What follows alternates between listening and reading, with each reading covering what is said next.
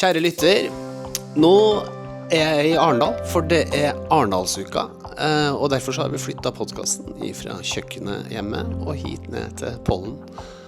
Og nå har jeg ærefrykt, for i dag får jeg besøk av selveste Malala Yousafzai på min podcast. Og jeg kjenner at jeg er veldig, veldig stolt og gleder meg. God fornøyelse.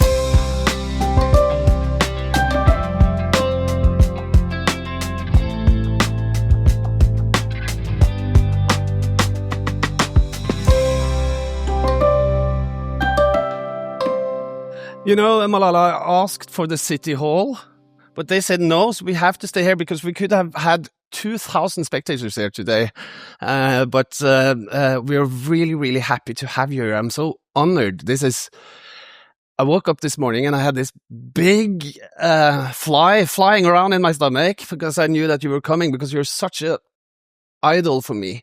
And for everyone else in this country, of course, and we got to know you especially well when you received the peace prizes we're coming back to, but also for every woman, every young girl all over the world, and especially for me as a father of 3 young women myself. I feel that this is so special that I'm moved already, so this is going to be hard for me, 45 minutes. So I wanted to start just asking you, because at 11 you started to write anonymously for BBC, and since then we all know most of your life story.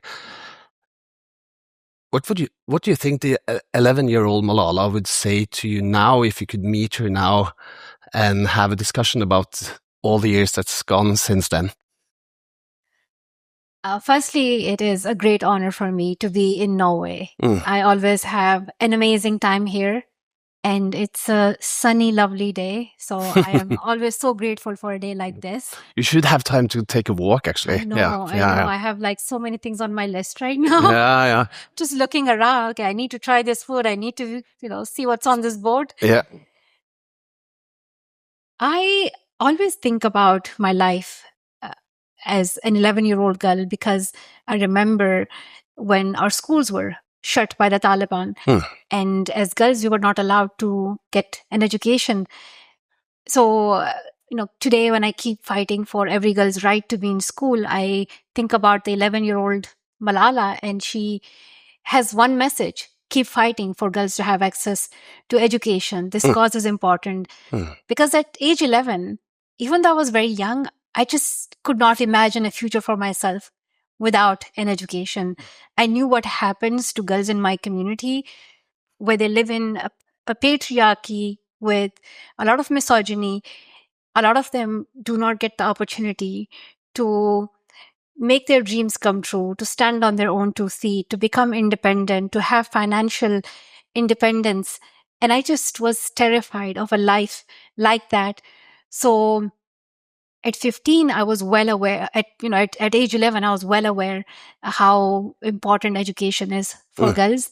So her message is always, let's fight for other girls around the world who do not have access to education. Let's make sure that the 120 million out of school number drops down to 0. And your naive visionary thoughts as an 11-year-old or a 15-year-old, do you see things moving forward in the right direction, or is it ups and downs? Definitely ups and downs, but how do you see things at the moment, especially in Afghanistan? I think we have come a long way. I do see things more positively when I reflect on the last 10 to 15 years. We're seeing more girls get access to education. We're seeing the right policy changes happening in many parts of the world. Malala Fund's model is to support local education activists in raising awareness, engaging communities, and engaging the right stakeholders to make real change happen, from community leaders to religious leaders to policy makers, and ensure that we have gender-inclusive policies for education so that we address the barriers that girls face. And we ensure that the girls' dropout rate reduces. So, when I ask myself, what is it that keeps me going? It is the fact that we have to believe that change is possible, and we are already witnessing it. But then on the other hand, I am also, a bit impatient, and I get frustrated with why it is still taking much longer, or why are we seeing setbacks as well. What breaks my heart is the situation of women and girls in Afghanistan for the past 5 years. As you know, that the 15th of August marks 5 years of the Taliban taking over. And since then, girls have not seen their classrooms beyond grade 6. It has cost them their future. But I admire their resilience and bravery. They are still finding ways to keep learning. They're part of underground secret schools. They listen to lessons on the radio. They secretly pass cassette tapes to each other. And I remember having this conversation on Zoom with 4 Afghan girls. And one girl said that even reading a book alone in her room is an act of resistance for her. So girls are fighting. You said somewhere that the Taliban has made it a crime being a girl.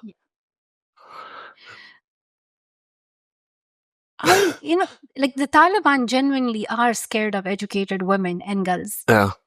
And I tell people that, why was it that they decided to shoot a 15-year-old girl? What was it that scared them so much? And it's simple. They just cannot accept a girl with a voice. They cannot accept a woman who knows where her place should be in society. And they know that education helps women and girls know their dignity, their value, and they know their voice matters. And it's not just, this awareness of like international law or like human rights protection. It's also this awareness that your culture is there to defend your rights. It's your religion that is protecting your rights as well. But the Taliban deliberately misuse religion, and they keep people under this false understanding that you're supposed to live your life a certain way, restricted to the 4 walls of your house, with no rights, no access, no freedom of movement, because this is how you are living the best Islamic life and the best cultural life. This is where the woman's place is.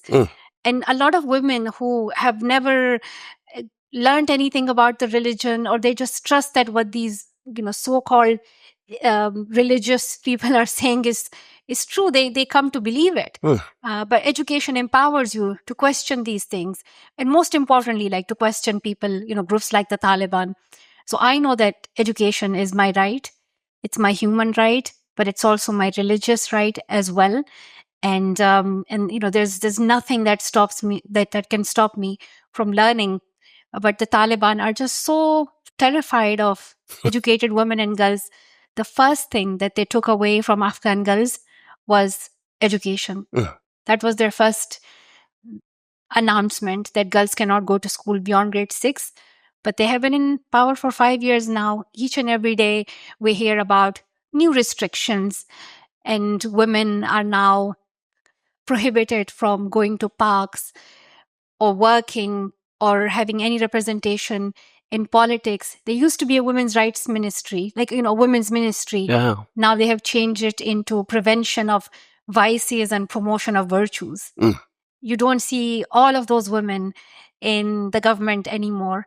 And a lot of people just assume that, this is culture, and there were challenges for Afghan women before. Yes, that is true. In many parts of the world, there are challenges for women. Patriarchy, hasn't disappeared, from many parts of the world. But what's different about the Taliban regime in Afghanistan is that now they have taken control of the system. That includes the police system, the justice system, all the institutions. And they are using their power to abuse women and girls. They are systemically erasing them from public life. And they, by law, have removed their rights. So Afghan women call it a gender apartheid. It's a gender apartheid. And for me, it's I have a question that because I feel that the Taliban sort of confirms a lot of prejudice about Islam. But you stay stubborn as a Muslim, and even your whole life you have been a victim to people misinterpreting Islam. So why do you keep fighting for your right to actually be religious and be a Muslim? So, I never consider it as a religious debate, honestly. Yeah. For me, it is ensuring that we speak the truth. And if you read Quran, there's no verse that says a girl is not allowed to go to school. No. There's no verse that says a woman cannot go to work.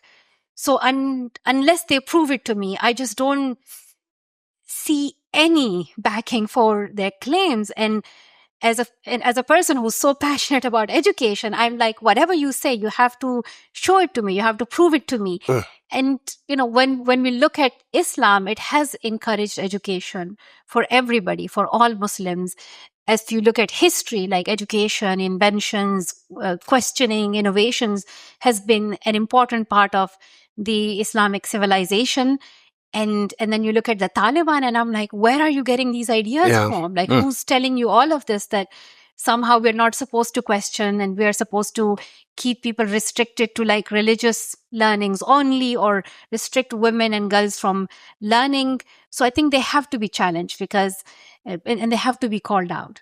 But would it be better if we just got rid of all religion, because Christian societies are not blessed with fantastic Christians either. It's sort of is as much misinterpretation in the Christian world. So maybe we would be better off without.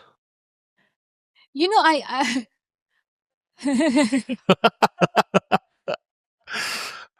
Leading question.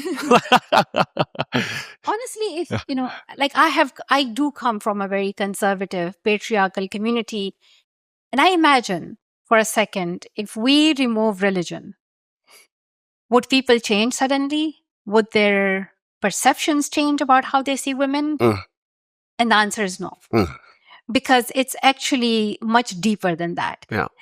And because it remains unchallenged, people have tried to justify it through different reasons. And if you take away religion, they'll use some other reasoning. They'll talk about culture. They will talk about the acts of their forefathers or something, or they would call it customs. They would call it traditions. Yeah. So there's always something. And, the lesson for all of us to reflect on is, we have to have human rights, and they are above and beyond any culture, any religion in the world. Yeah. But, those who are using religion, the answer is simple, that, it's open to interpretation. You would find anything in any religion that can sort of, justify anybody's stance. So, the Islam that I believe in is about dignity and equality for women and girls. So I just feel like that's just the wrong fight. We have, if I think about challenging the Taliban, I'm like, we have to challenge them on all fronts, including this, defending women's rights through Islam as well. Let's go in another direction, Malala. You are a superstar all over the world. I was sort of comparing you to Michael Jackson this morning. It's sort of, no way. No. Might not be beneficial, but no, it was not. But you were a child's super celebrity, and for many people, almost a saint or an angel or a legend, or even a myth, because you have said that sometimes people meet you and they are surprised that you're actually alive. They think you're from another century. Or people are super disappointed that you are not still 15 years old. So how do you respond to all these disappointed people meeting you? It's always fun. Yeah. Honestly, meeting young people, especially school students who have done a project on me once in a class, and it's just nice to show them that like I'm alive. Yeah. I'm not that old. So it's fun. But I think it's important for young people to believe in themselves and to know that they can be change makers right now. And I hope that through my story, they learn that they can raise awareness in their community. They can make change happen, no matter how old they are, at what stage of life they are. So that's the message I want to convey to them. Like this, Yeah. if you believe in something, go for it. And I think you also had a need to show people that you're not perfect. Because I think your last book was like telling the world that I'm not this Malala saint person that everyone tries to and that I don't make want me. to be. No, I wouldn't want to be either. So where did that come from? Why did you suddenly want to sort of tell another story, tell a different story? For me, I wanted to make sure that people know the real me. And it was, fascinating to meet people who would still know me as that 15-year-old Malala, or would know me because of an incident that happened to me a long time ago. And I realized that I had actually grown so much, and I wanted to reintroduce myself to people. So in my new book, Finding My Way, I talk about my experience in college, struggling to make friends, nearly failed my exams. Malala almost failed her exam.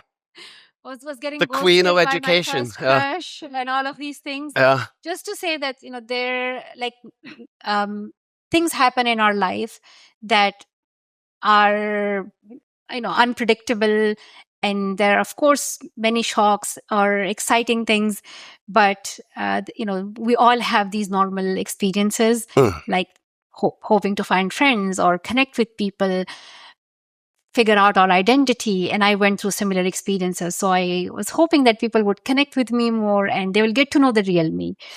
Why didn't people connect with you? Or was it, were people afraid? Did they walk in large circles around you? Were they afraid to, what do you think was the reason that you had some issues getting new friends? So when I joined this new high school in the UK, I struggled to make friends, partly because they had heard about me on TV. And, I was only 17 years old when I received the Nobel Peace Prize. Yeah. And it's, whenever I tell people that I actually found out that I had won the prize at school.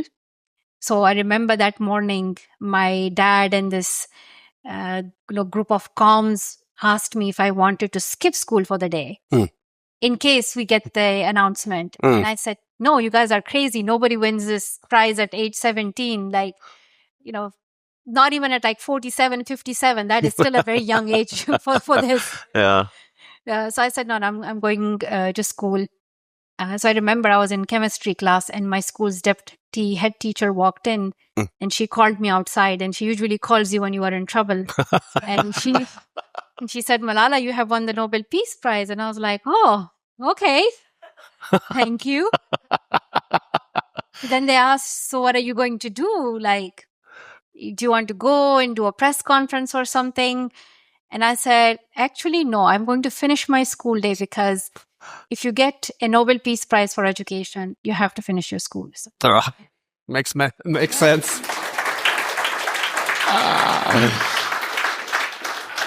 And then the instant fame came, more or less, or it came a little bit before, but it was even almost said worse, because then you're a super celebrity at the age of 17. How was that actually? It does feel strange, because you are your normal self at home or at school. I was a very quiet person at school, and I struggled to make friends, and I thought, I wasn't as cool for my school fellows. But it really helped my mission of girls' education when I won the Nobel Peace Prize. With the prize money, we actually bought a piece of land in my parents' village, and we started working on building a school there. And we wanted it to be a state-of-the-art school for girls because there was no high school for girls there. And I said, if we can make it happen in the mountains, in one of the most remote, challenging areas, I think we will be testing it for the rest of the girls in the country. And if this school happens here, we can make the best schools anywhere. And the first class of girls graduated last year from that school.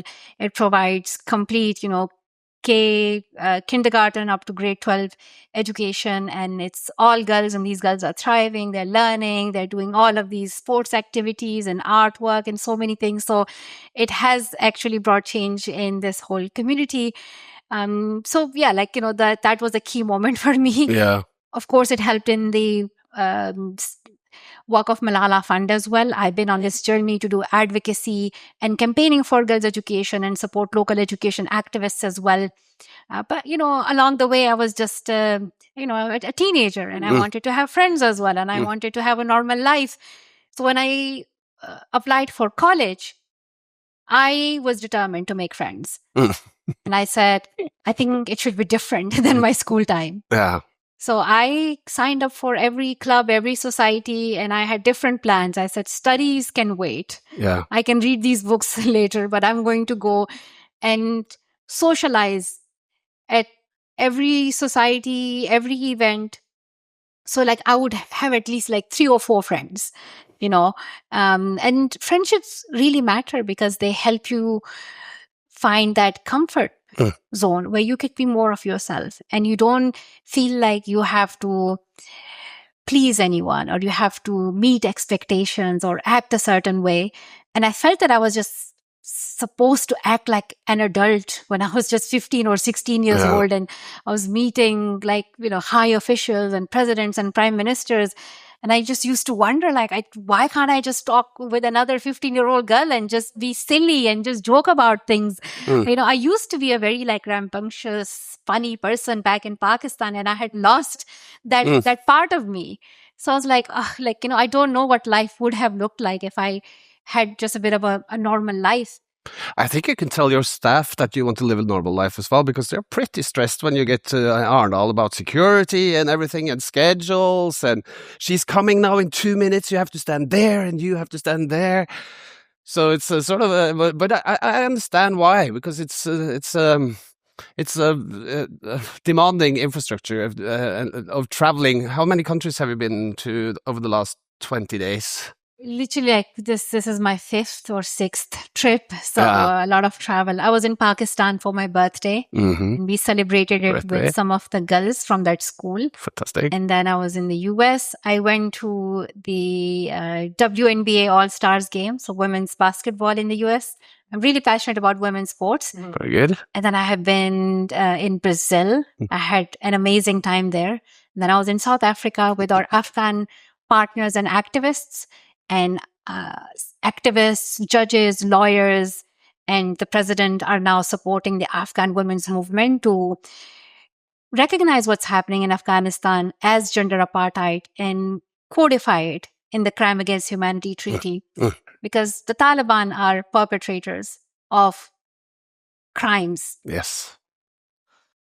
That are horrifying for women and girls. And they have to be held accountable. So we are supporting the Afghan women-led movement to make sure that Afghan women are heard, they are engaged in the conversations. So it was just, it was a lot of hope for us through that trip. And then I'm here in Norway. Note to self, I'm never going to complain about my calendar again. Never, ever. My mother is sitting there on the first row there. I'm very grateful of my childhood and my parents, and I know that you are as well. Both your father and your mother for different reasons, I think. How's your relationship with your parents now? Is it? It's good. Yeah. It is good. It has evolved, Yeah. for sure. Do they still think that they are your boss? Or? My mom thinks. Yeah. For sure. Mine as well. Yes. Not my dad. No. My dad always treated me like, I was the boss in the house. And, he's been an amazing dad, and he has always treated kids like they were some wise people. He would just make you feel like you have so much wisdom, and he would listen to you. So I do thank my dad for giving us confidence and helping us find our own voice. And my mom is the complete opposite. I can't say a word in front of her. No, because you're arguing with people all over the world, and you're taking on Taliban. But you can't argue with your mom. No, she's very strict. But she loves shopping. So there are ways you can sort of make her or keep her happy. You said once something about 5 things worth spending money on. Do you remember? I think it's... Yes. Because this is a materialistic kind of Malala version that is surprising as well. Yeah, lamy pens, shoes, high heels. With red soles. If shoes look good, then you go for it. Yes. Yes. And women's sports. Yeah. I love going to women's games. And what else? Was it books, or what else did I do? Therapy. Therapy, yes, definitely worth spending money on. What was my 5th one? I don't remember. I thought maybe you remembered. No, but maybe they have changed. The rules have changed. Yeah. I change the rules all the time for what I spend money on. So we have had a lot of discussion this week about social media and AI and haters and the new sort of order of the world, with editorial newspapers and media being less important, and the big deep tech companies taking over. What's your take on this? Are you active on social media? Do you ever read any of the comments and any of the hating or any of the negative things that surrounds all the platforms that we live with daily? I think hatred and hate speech on social media is not a new thing. It has been going on for a very long time. And I feel like it has not been addressed, or it hasn't really been taken as seriously, which is why we're seeing worse and worse results and outcomes. I wouldn't say that it hasn't affected me. Of course, I'll be honest, yes, it has. And there have been times when I've gone into the comment section and I've seen a lot of hateful things and even death threats, even, really mean and hurtful comments, that things like I hope the Taliban don't miss the shot this time when you return to Pakistan, just really terrible things. And, you wonder, how could somebody say that? Or a lot of conspiracy theories. I've also seen, this wasn't real, or it was all planned. I'm like, how could anybody even think that? So then I realized that, sometimes it's just done in order to distract you, or to, it is supposed to cause anger and to make you reactive. So that is the intention. And I know it's really, really hard, but you have to step back a bit and ensure that you are not falling into responding to these things, because that just further increases the engagement. And, you rarely meet somebody who would then comment back and say, oh yeah, I completely understand. That's not their intention. The intention is to keep the debate going. So then I realized, you have to then understand the algorithm and support positive, sensible comments and posts and conversations, and ensure that you do not actually engage in the negative, hurtful ones or harmful ones, and that's how you sort of take it down. But I rarely go into the comment section right now, and sort of figured out ways in which we only see the positive ones. No, it's hard to sort of filter out everything. That's because it's so, and it's always the people with the loudest voice aren't always the kindest. So it's difficult. I think it's difficult for everyone, especially for children. How do you see yourself now in 10, 15 years from now? Is it you're still determined to save the world and be the big symbol of for so many people for the rest of your life, or does it feel tiring? Do you want to retire and buy a farm in Scotland? What is your vision? What's your plans moving forward? I am ambitious for the next 10 years. I still dream big. Yeah. This is something that I take from my younger self.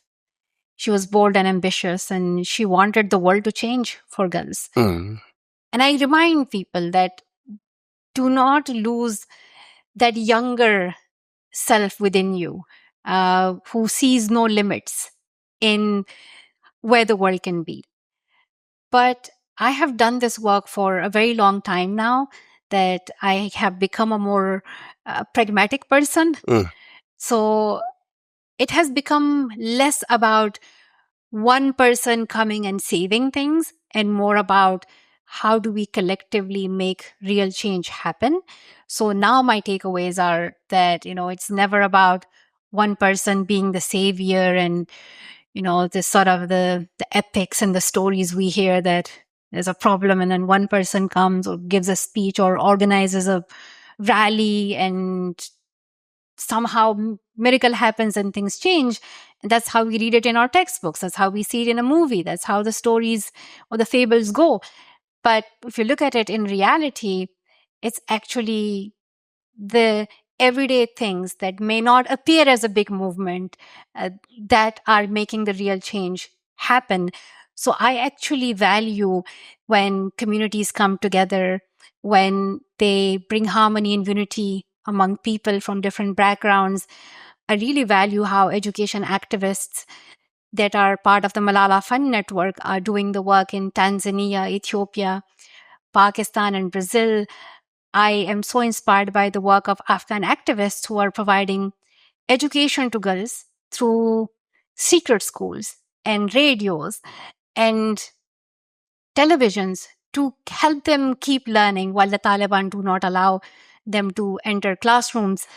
And it's this incredible work that these activists, in Brazil and Nigeria are doing, changing policies that are impacting millions of girls. So these things may not make it to the headlines. We may not see that big historic photo of a rally, but that's where the real change is. And I hope that in the coming 10, 15 years, we have a much stronger civil society. We have a much powerful activist network. We are giving them the resources and the funding that they need. I'm really passionate about supporting girls. And, it's not just about, it's not coming and saving them. It's about helping them realize that they have the power, they themselves are the change makers. And I tell people my story was not unique in any way. I was just a normal girl. Like all these other girls in my school, the only thing that was different in my story was that my father did not stop me from speaking out. Those girls could have been in my place as well, but their brothers or their fathers did not allow them. So I see the potential in girls. So at Malala Fund, we're very committed to giving grants and funding directly to girl-led organizations. And I'm I hope more and more of us believe in girl-led movements and support girl-led work. You've been treated like royalty all over the world, and you come here and you're going to meet probably all the politicians today. Most of the political power of Norway is in town this evening. what do you tell them? What can we do? Because we have had so many failed attempts to interfere in Afghanistan. What is it that you expect from us? What could we do to help, rather than supporting your foundation and speaking your course with you? It's really important for all of you and people in Norway to question your representatives in how they are engaging with the Taliban. It is really concerning that people are rolling the red carpet to them, inviting them, treating them like VIP guests. And they're excluding Afghan women from those conversations. They are not even putting women's rights on the agenda in those conversations. And I remember, this conversation with the UN Secretary General last year when they were doing the Doha peace talks. And the Taliban put this condition that they would only sit down and speak with the UN representatives if Afghan women are not allowed in the room. And women's rights is not on the agenda because they want to treat it as a domestic issue. They're like, it's an internal thing. You guys don't know. It's cultural and all of these things. And it was shocking to me that UN officials agreed. It just tells you, this promise that we have been given that the world is committed to gender equality and we have a feminist foreign policy and all of these fancy words that we're being told mean absolutely nothing when it comes to standing up for women's rights. So it has helped me understand that there's very little protection for women and girls. Very little. And it's extremely concerning. It's been happening in Afghanistan for 5 years. Nothing has really moved. The opposite has happened, actually. The Taliban's restrictions have only become more severe. Now, if, in Afghanistan, a little girl is asked about marriage, and if she remains silent, her silence is taken as consent. Child marriage is now legal in Afghanistan. A husband can beat his wife or daughter, and there is no justice for as long as the bones are not broken and the wounds are not bleeding. And these are not just laws and edicts that are there on paper. There are actual cases being reported and recorded right now. There was a story of an Afghan woman who went to the court and she said that her husband had been beating her. And the judge was telling her that, that she should be ashamed that she left the house and that, for as long as we don't see wounds and it's, that she can and walk and her bones are not broken, there's nothing that can be done. And even if she does prove something, it's only 15 days in prison. So it's very severe form of gender discrimination. It is gender apartheid, and there is no mechanism for justice there. There was this infamous private jet flight with Taliban going from Afghanistan to Oslo for this talk. Was that... I can guess the answer, but that was the wrong method then. 100% wrong method. Yes, absolutely. Why are we inviting, this extremist, misogynistic group of men who are known for bombing girls' schools, for targeting women, for imposing a system of gender apartheid in a country and treating them like, they need to be treated as, serious, important people. And again, it's just idea that there are, we sort of hear like women's rights and girls' education, all of these things are really important to our leaders and they say that they're committed to it. But when it comes to, an opportunity where they can do something, somehow this conversation about control on narcotics and illegal immigration and, this migrant deportation and all of these things somehow are like more important issues than women and girls. Like half of the population in the country don't matter. And it's just, again, like I'm one of those people. Yes, I do get really frustrated, but I also remind people that maybe we are seeing the reality. Maybe we were under this false hope.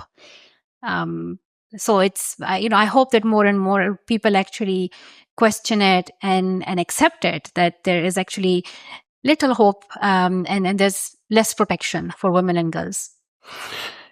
You have a humongous weight on your shoulders, and you have you have taken on all these challenges, and you have a calling that is amazing for everyone here and for everyone all over the world to see. And I usually have one closing question on my podcast to people with large responsibilities, none of them as heroic as you, but still.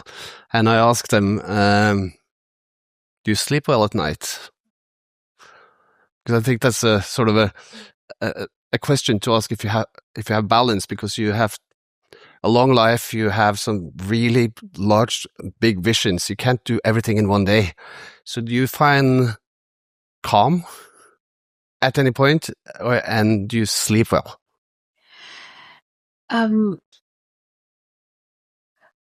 Like last night, no.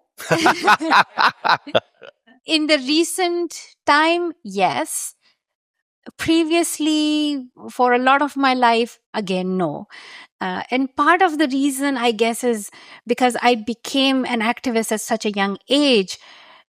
I just thought that changing the world was going to be so easy because it is, so obvious. Yes, girls should be educated and we should all be doing the right thing. And like leaders know it. Everybody's shaking hand with me and everybody's meeting me and taking a photo. So, it's just like this next meeting and like everything will be done soon. And, I was like hoping this would be over in a year or so. And then I realized, no, actually it takes much, much longer. Yeah. So, I remember like getting this, this sort of, introduction or this definition of being a change maker, and Malala is changing the world, and Malala is, shaping a different future for girls. And I was like, okay, like this is my responsibility. And like, I cannot waste a single second. Of course, it affected me a lot, and sometimes the moment when you can have a bit of peace is nighttime. And usually, yes, you should like close your eyes and fall asleep. But this is the time when I would have so many ideas and questions, and I would want to like really wonder, like, what else is it that's sort of missing in this fight that I can do? And, and then my husband actually helped me think differently, because when he came into my life, then I would also ask him these questions. And he was like, you need to sleep. Yeah.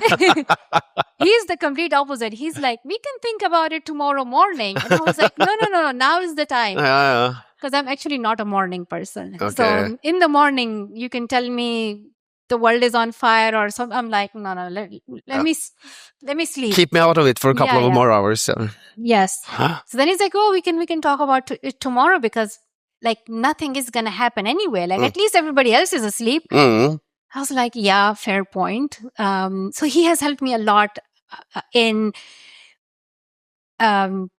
just changing my lifestyle. He's introduced me to fitness and workouts, and now I go to the gym and do some weightlifting and go running and play paddle tennis or just trying different sports. He is, a more active person. I was just like really funny because one day he saw my, those rings on my Apple Watch, and he was like, wait a second, like you have not even taken like 20 steps and you have not even burnt like 20 calories. Said you need to move. Yeah. So yeah, big improvements since then. Yeah. That's nice. Malala, this has been a talk that I will remember for the rest of my life. Thank you so much for coming. We're so honored. You could hear the silence when you're speaking as well. So thank you so much. And Norway has a special place in my heart. So I want to thank you all. And this place holds value for me because the vision, the dreams that I have, I felt like, this was one of those places where I was imagining it, and we have come a long way since then. And yes, we are seeing change happen in many parts of the world for millions of girls, but one place that is so special for me is my parents' village. And it was with the help of the Nobel Peace Prize that I started that school for girls, and it's changed the lives of so many girls. Like, I get letters from them, I hear their stories, I've met them in person, and these girls are now unstoppable. They have so much confidence, they're so bold, like they are challenging everybody, and I'm like, this is the day I wanted to see. So thank you for making that happen. Thank you so much for coming, and come back very, very soon. Thank you.